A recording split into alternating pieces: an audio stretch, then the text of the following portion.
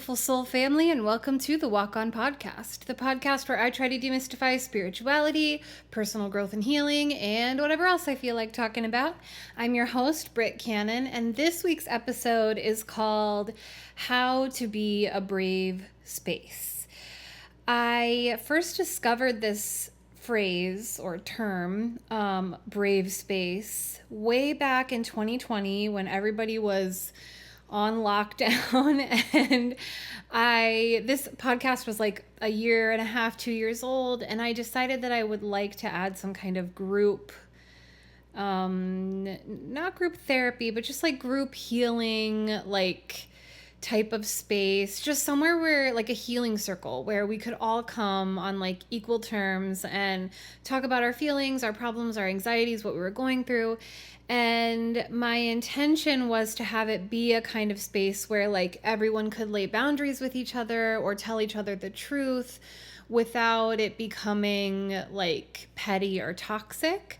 I also wanted it to be a space where everyone could feel free to kind of learn about social justice and how to love and respect each other, considering we were all coming from like diverse backgrounds.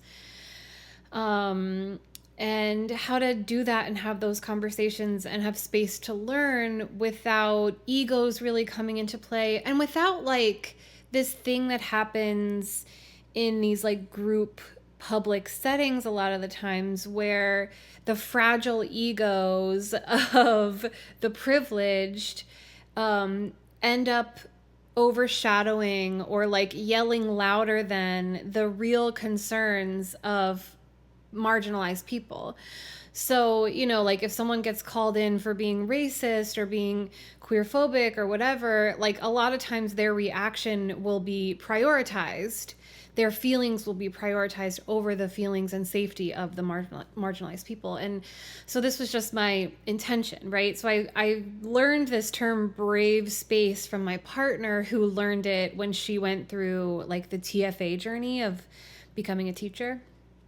And I loved it instantly because, the phrase safe space was sort of my starting point. And I was like, that doesn't feel exactly right, because it's like sometimes in safe spaces, you can get into that vibe of like spiritual bypassing, which really kind of sucks and like isn't that productive. It's just like your eggshell walking around everyone's feelings, and it can be hard to communicate, which brings me to like this new level of understanding I have about the term brave space and what it's come to mean for me. And that is the beauty, the importance, the like, I can't even, it's not possible to downplay or like overhype the just power of communication.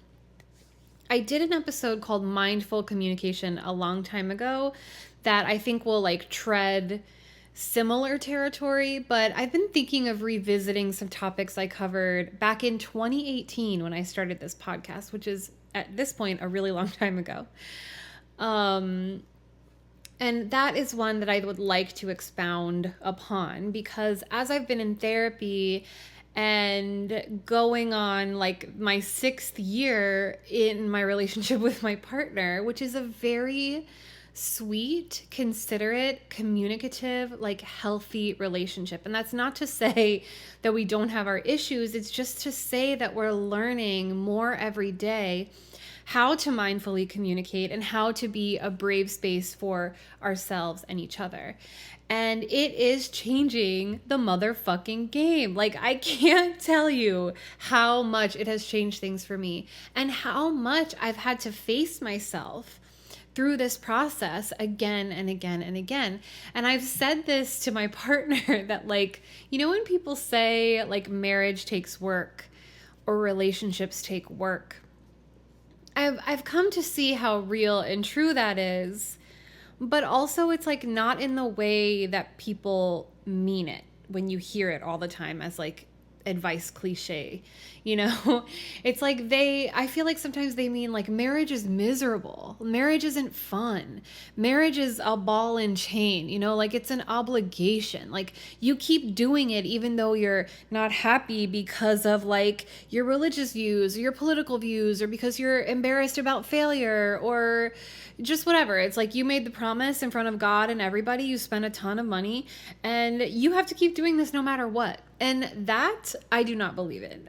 As you can tell from the nature of this podcast and even the title of this podcast, like I believe in moving on if you need to. And I think that's part of being a brave space or cultivating a brave space is never being in that codependent energy of like, I'm so afraid to be alone that I will put up with any nonsense as long as it means that I have somebody or somebody's around.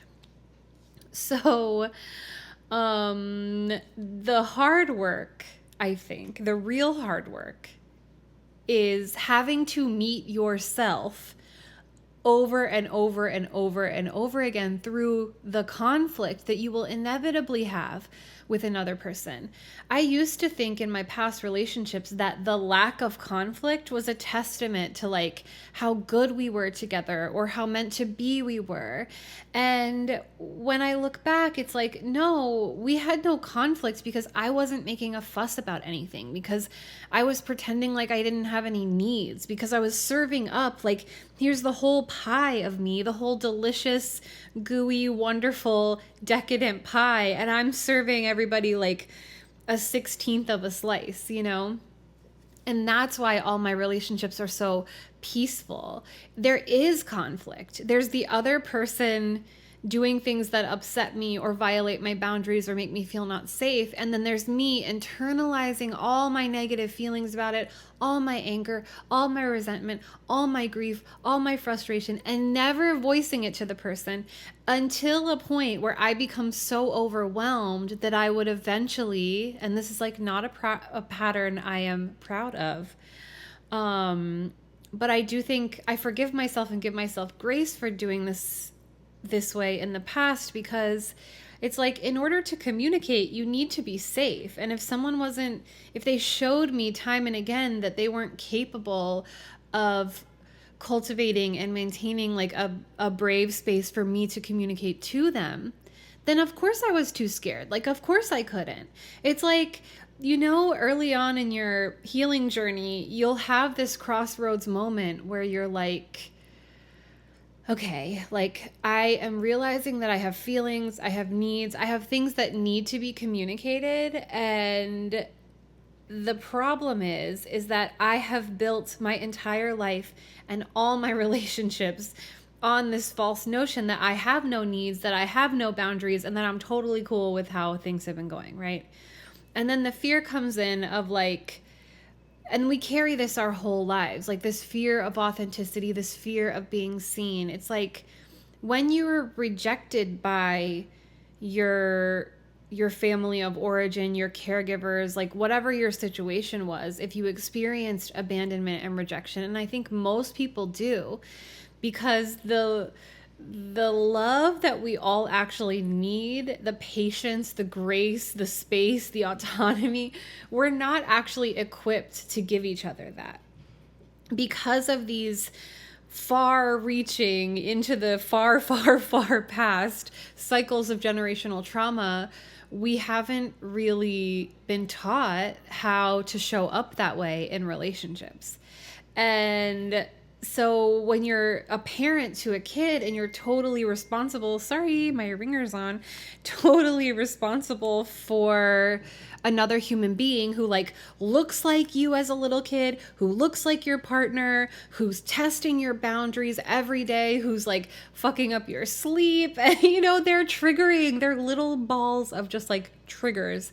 And so the space you have to have between like your reactions and your feelings, the awareness you have to have of like where you're actually at, the ability to communicate, teach them empathy, teach them patience, teach them you're a human being. Like it's so, so, so challenging. And I'm not doing it for those reasons and many others. And so much respect to the people out there who are doing it, because Lord knows. But we're just not given the tools. So if you don't know better, you can't do better, right? You can only do better once you know better. So let's just like collectively, as you're listening to this, just release all the times that you didn't communicate to the best of your ability, where a relationship went so bad at the end because nobody knew how to express to each other what they were feeling, or like what was going on with the conflict, right? Let's just like release that, let it go, not judge ourselves, try to be a little bit less judgmental of others, and let's just start from a place of like, okay, everybody needs to do better. And this brings me sort of to my next point, which is that I've been having this sort of residual grief as I work on this in therapy, which shout out to Pam. I don't know if I should actually say her name. Shout out to my therapist, who has been working with me through like how to be at brave space, basically, like how to communicate. And I kind of have to like walk it back, because I think that was my intention initially. It's like when I first went into therapy after I had this huge falling out with like not just one group of friends, but like two groups of friends, a whole like community, but really it's an industry. I lost like all my jobs, my business, all my friends. I broke up with my partner, like everything fell apart. And when I went to therapy, I was like, and I've talked about this on the podcast many times, so bear with me.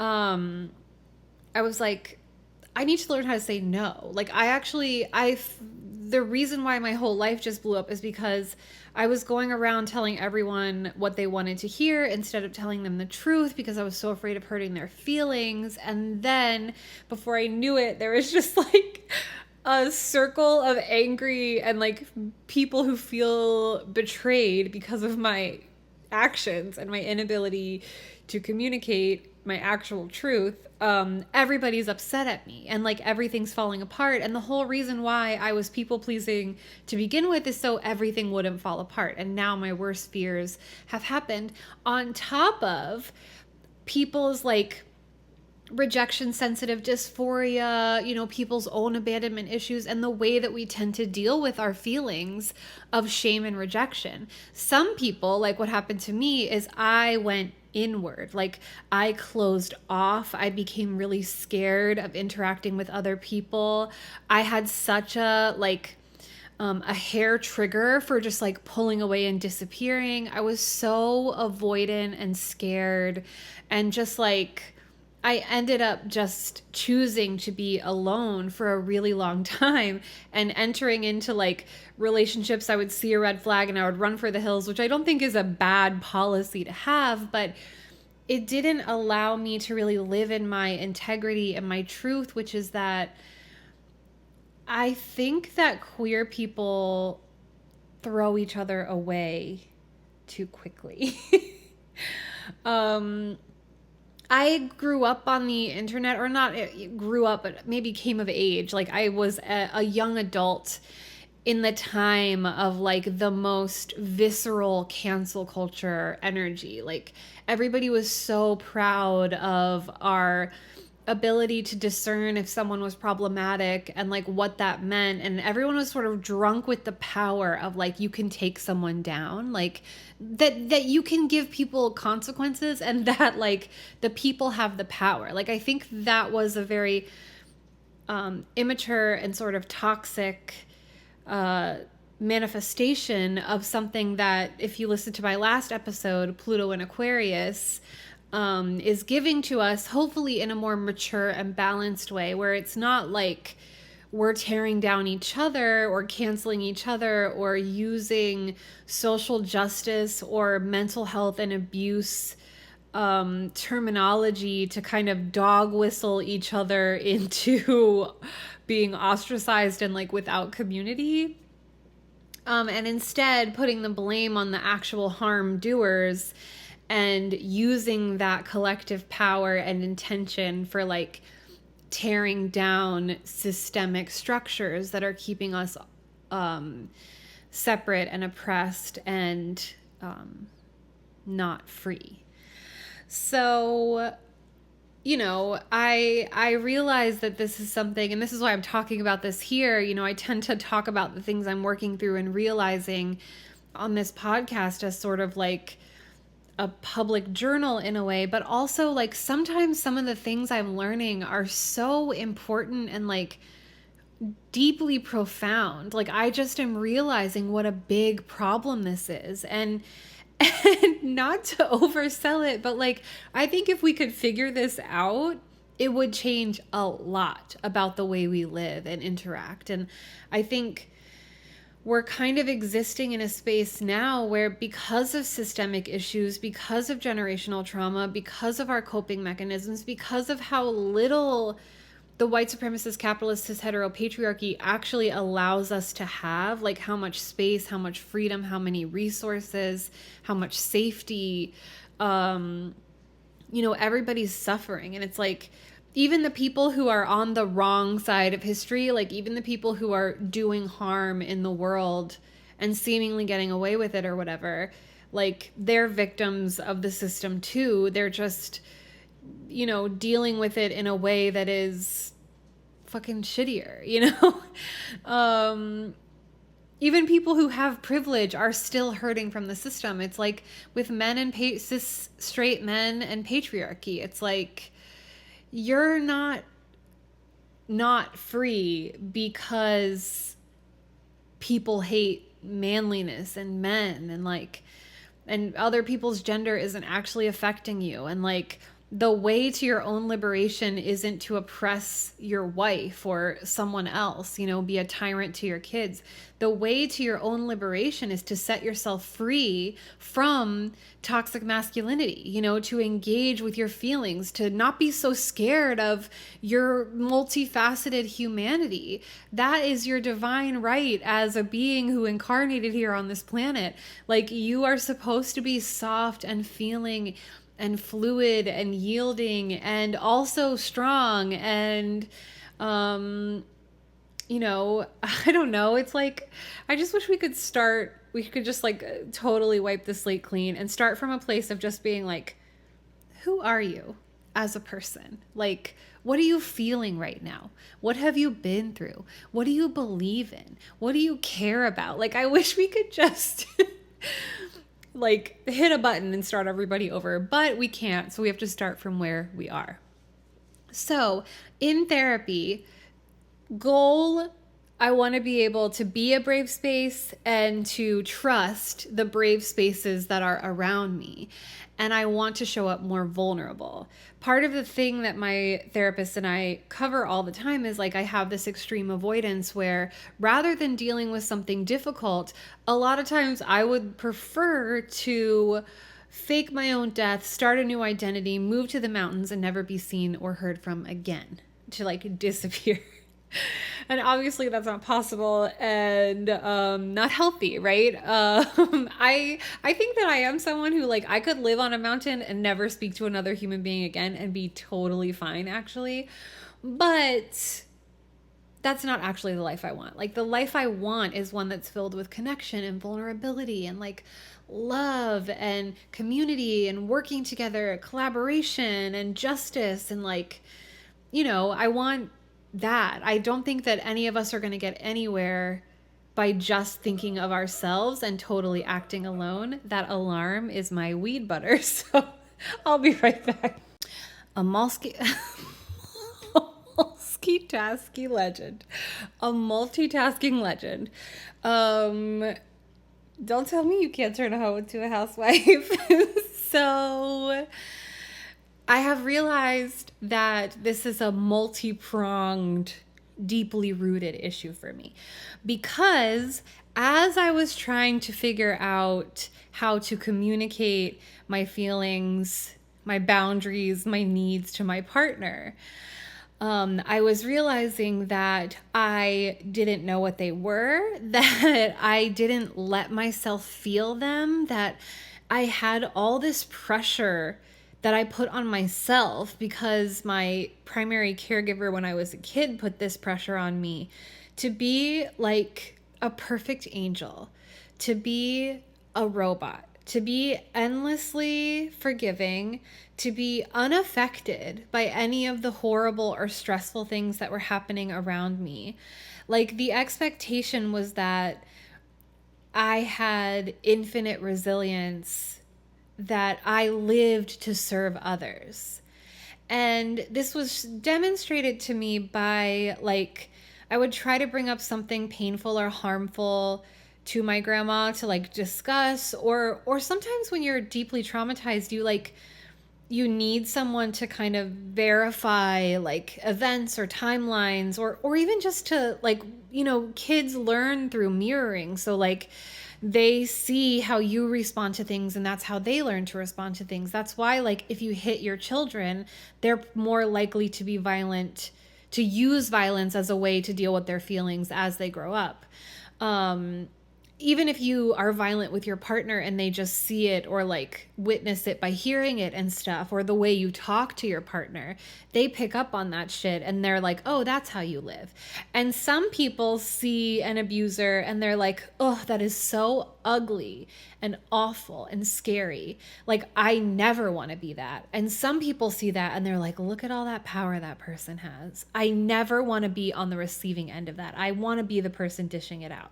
And you can understand both reactions, right? Like, I think, it is what it is. It's like based on our charts. It's based on how our brains are wired. It's based on like how you got safety as a kid. It's all like a combination of nature and nurture that is too complicated to get in an hour-long episode. But I can see it from both sides, even though I was a person who was like, Lord have mercy, I never want to be making someone feel the way that like my mom, for example, made me feel. So my grandma would take, that meme of Michael Jordan where he's like, I decided to take that extremely personally. That was like my grandma's MO. Like I could be like, hey, I just read this article about how eating disorders are not necessarily genetic, but like they tend to be passed down from mother to daughter, because we learn our relationships to our bodies from watching our parents and our specifically our mothers, if you're like an AFAB person, because there's just like that, your mom is teaching you how to like be a woman in the world. And so you internalize like your mother's relationship with her body. That's why it's so, so important to work on radical acceptance and body positivity, especially if you have kids or you interact with kids. Because whether like it's one of those do as I say, not as I do type of things where like kids pick up on what you do more than what you say. Like, especially if they don't match, they're like, you're a hypocrite, I'm not going to listen to you, but they're still watching every move you make and learning how to be a person through observing you.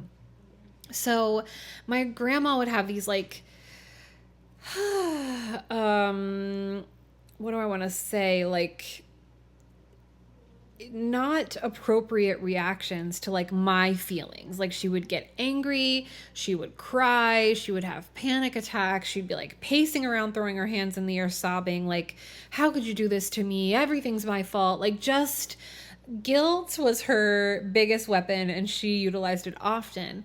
And so I learned very quickly, although I had to learn it over and over again, because she was also, I've talked about this many times on this podcast, but she was this complicated figure to me because she was my safe parent and like my best friend, and we really got each other. And her word was bond to me. Like, I believed everything she said. She gave me like my rule book for life. Like, everything I believed, everything I was because she told me to be that way. And I had this like many times in my life, people have accused me of being brainwashed because I have this like intense loyalty, often to toxic people, people who remind me of my grandma, where like I don't see the red flags. I can't see anything they've done wrong. I defend them to the end. Like I'm so loyal, and I've had to teach myself how to be really discerning about people who elicit that kind of loyalty from me, because it's like now I'm surrounded by people who could fight their own battles and who aren't even in battles. You know what I mean? They're just like normal, well-adjusted people. So they're not getting in fights with everybody all the time. And even if they were those types of people, they could take care of themselves. They're not going to like depend on me to fight their battles. But that was very much a pattern I was in for a long time. I could not fight my own battles, but you best believe my best friend, my boyfriend, my grandma, I would fight theirs like till the end of time.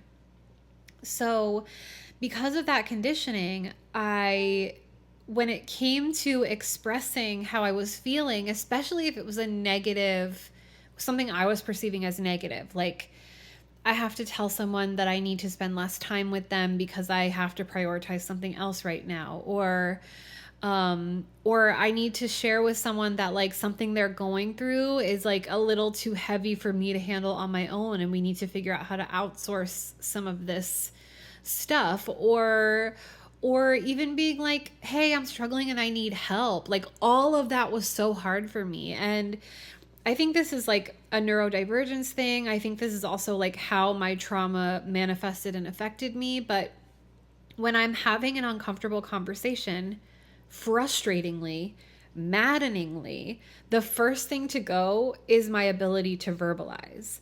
So what has happened throughout my life is that I'll start trying to have the tough conversation, and I will put so much thought into this. I will rehearse it in the shower. Sometimes I'll write it multiple times, like multiple drafts of this confrontation. I really prepare because I always get so worried that I'm going to shut down and like lose my ability to coherently verbalize my feelings. And usually all that preparation helps, but if the person has a negative reaction, if they get bigger and louder and scarier than me, if they don't let me get a word out, if they cannot sort of ride with me as I work through the words to kind of get it right. Sometimes it takes me like 3 or 4 conversations to actually feel like, okay, this is settled. We're in a good place. We have closure. We know where we stand. We know where we're going. That takes multiple conversations sometimes. And even that, even if they've been productive in the past, has been a source of frustration for people who loved me, because they were just like, how many times are you going to bring this up? I thought we were over this. I thought we figured this out. And, that would just shut me down further and be like, okay, this isn't worth having a conversation, or like my feelings are invalid or a burden, or ridiculous, or I can handle this, like I'll shut down, I'll go back to robot mode and I'll be fine and everyone will be happy. So I'm having to confront the immense pressure that I have always carried, that was put on my shoulders without my consent. Why is my computer just like dinging left and right? Can you get it together? So I've had to figure out the pressure, unpack that, be like, damn, a lot of responsibility was put on my shoulders. The expectations on me were inappropriate, impossible to meet. And this is why I've been walking around feeling like a failure. And this is why when I go into any kind of conflict, I'm immediately so overwhelmed that I have to shut down, right? Like that's sort of the purpose of a shutdown versus like a meltdown, although they serve some similar ends, a meltdown is more like you're overstimulated and you need to like express that energy, and that can come in like many different ways, like yelling, banging your head against a wall, like rocking, you just like physical movements to kind of regulate yourself. I once had a meltdown on my truck door because it kept closing on me, and I had all these bags, and I had a really long, hard day. And the door closed on me one too many times, and I just started kicking the shit out of it. And then I got sort of a bird's eye view of myself because the neighbor across the street saw me, and I was like, I'm a monster. So like meltdowns that's sort of what they do.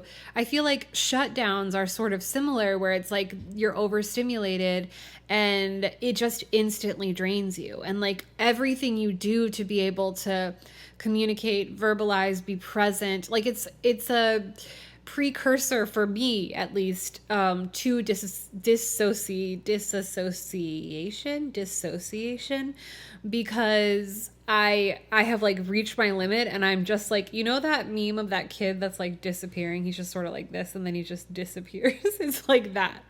Like I'm just slowly fading from reality. So I had to deal with and confront all of that. And that was hard work, because what was happening was I was like, okay, my boundaries are important, my feelings are important, communicating is important, I'm going to go do it. And then it would go horribly, horribly wrong because I couldn't get my words out, because I couldn't own my needs.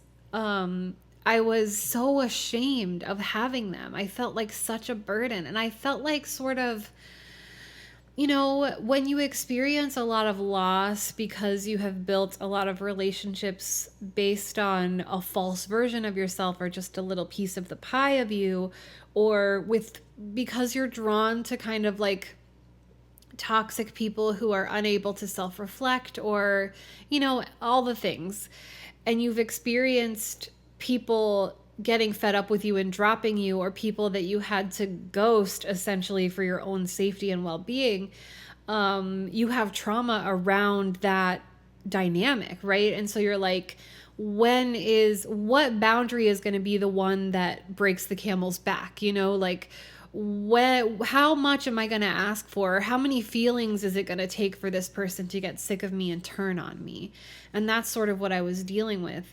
And long story long, eventually I realized through a friend of mine who is an Aries and is like the most direct communicator I have ever met. And I'm a pretty direct communicator, actually, when I'm in my right mind. In fact, I say things all the time that like shock or upset people without meaning to. Like I'm just talking and being me, and then I'll look up and the person looks horrified or scared or whatever. Not because I'm saying anything violent or scary, but just because it's like, you know, like I do on this podcast. I'm just like spitting truth or whatever, and someone's like, I wasn't ready to hear that, and just like casual conversation, you know?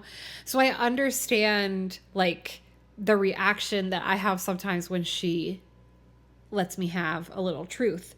And I was like having a few conversations with her about feelings and just like life stuff. And I was like, damn, sometimes I feel like her truth takes my breath away. You know, sometimes I have a hard time sort of receiving it, but I also feel in awe of it. And I'm like, I want to be that. I want to be that all the time.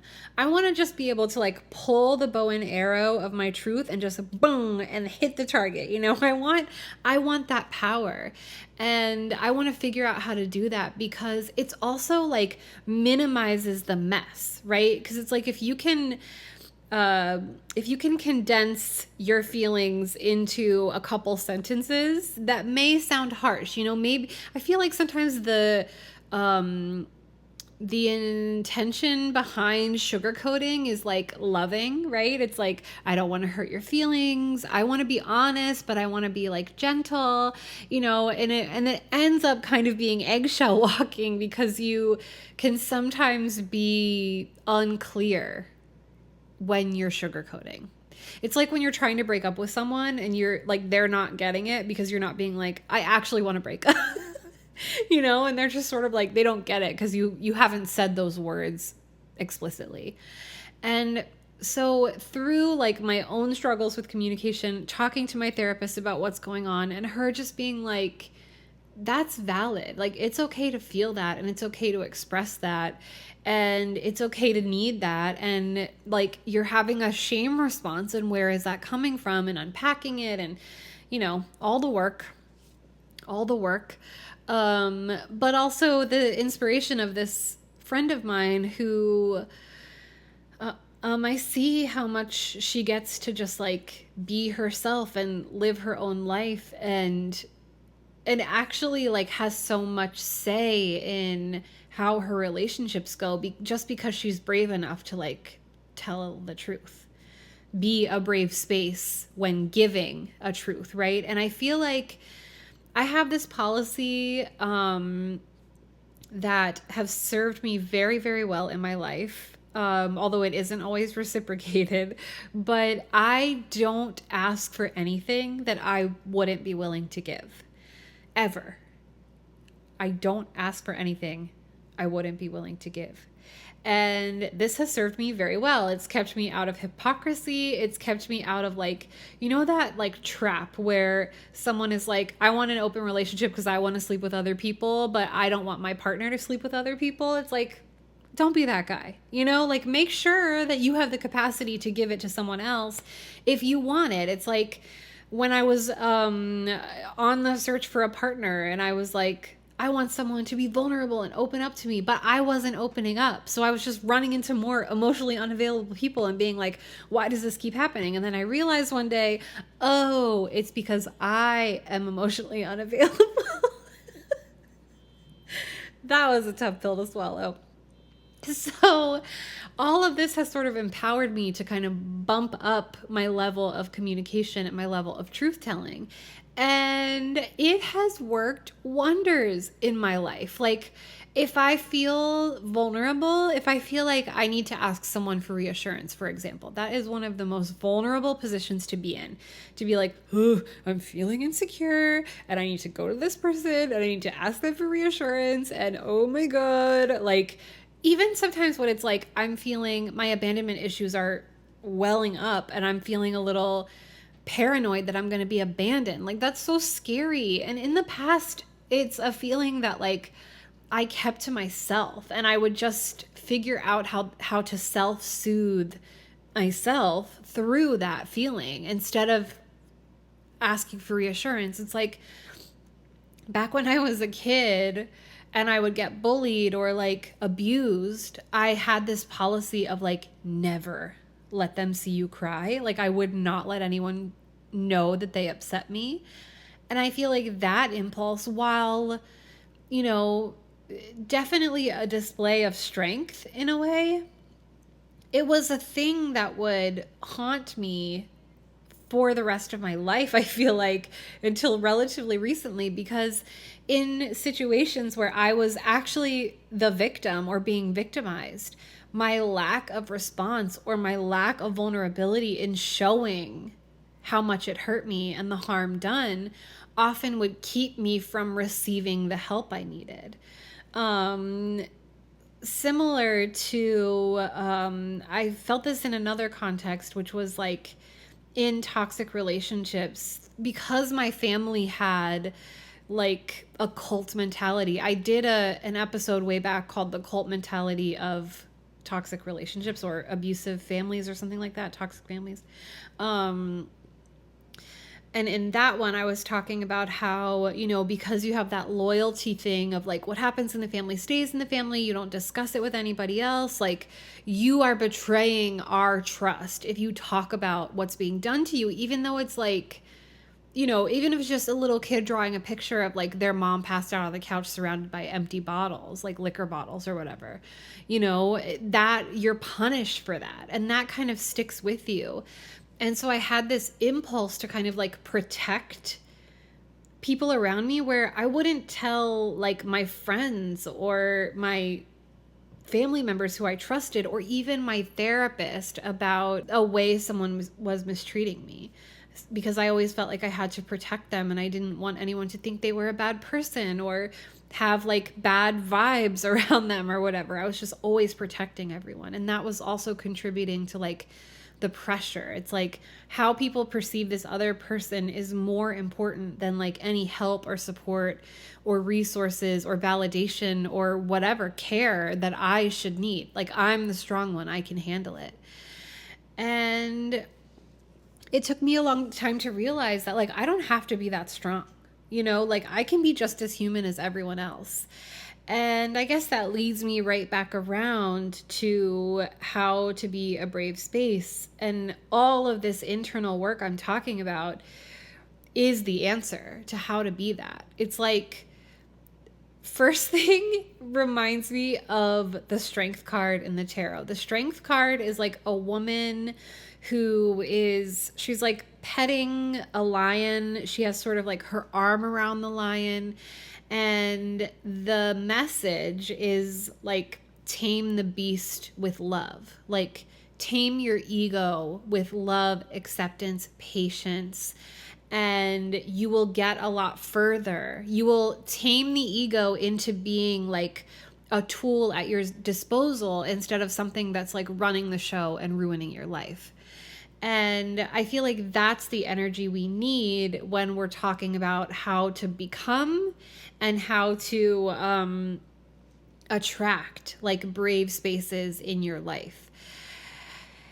I want to just like clarify something really quickly, where this is sort of like an amendment to like a past take I've had where when I'm talking about like outgrowing the idea of cancel culture, or like coming to sort of reject it and just not want anything to do with it, and this idea of like how important it is for queer people to not throw each other away. And that's not to say like if somebody's toxic and you need to get away from them, like just do it. I don't want to discourage anyone from like doing what's best for them. And not all relationships are meant to last forever, and not all communities are meant to last forever. Like, you know, sometimes you'll drift, and it takes a lot of experiencing what you don't want to figure out what you do so that you can like create it in your life.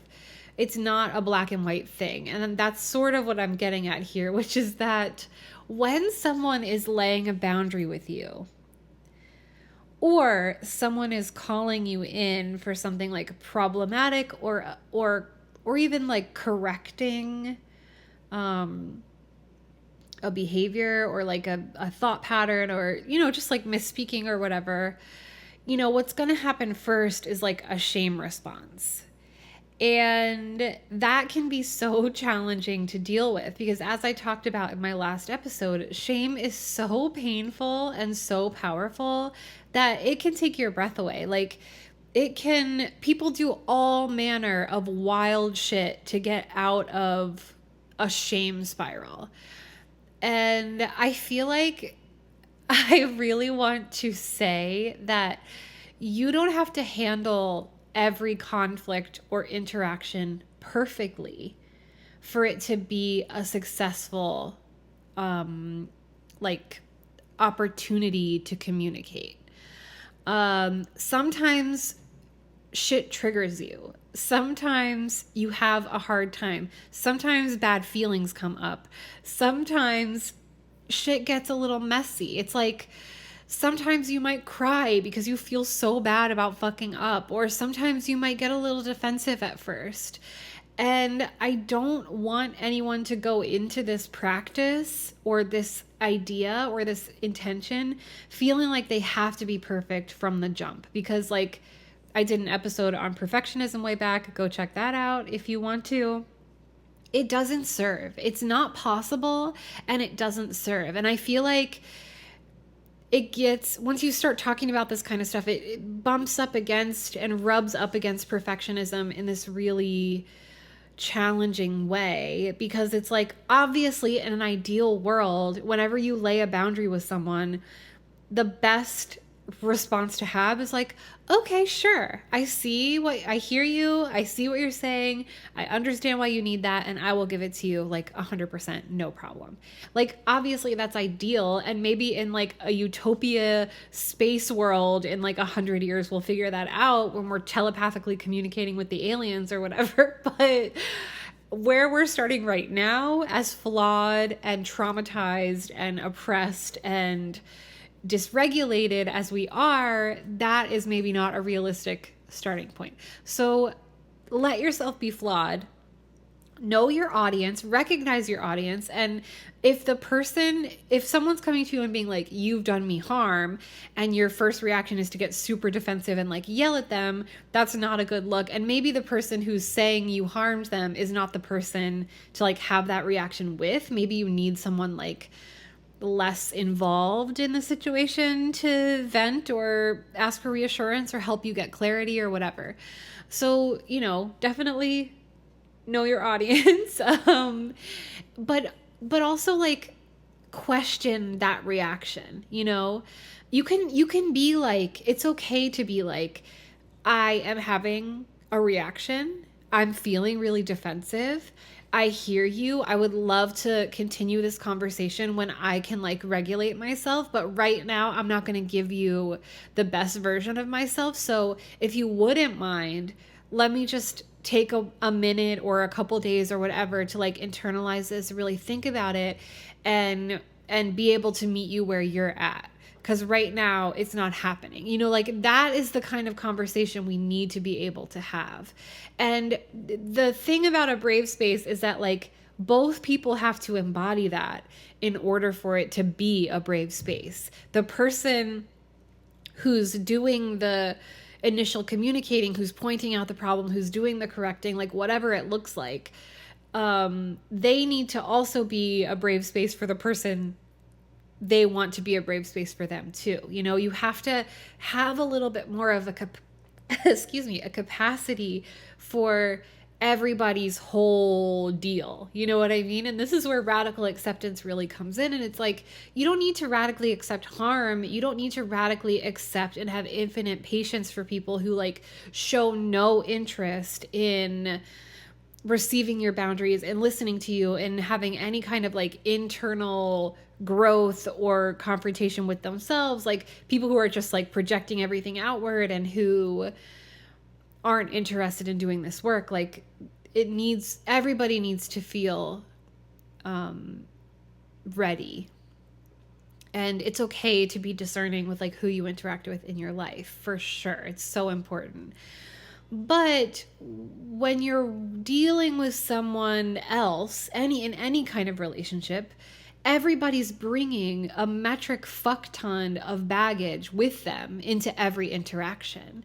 And I think part of like restorative justice is understanding the roots of everybody's behavior. And if you don't understand it, at least getting curious about what it is and trying to like navigate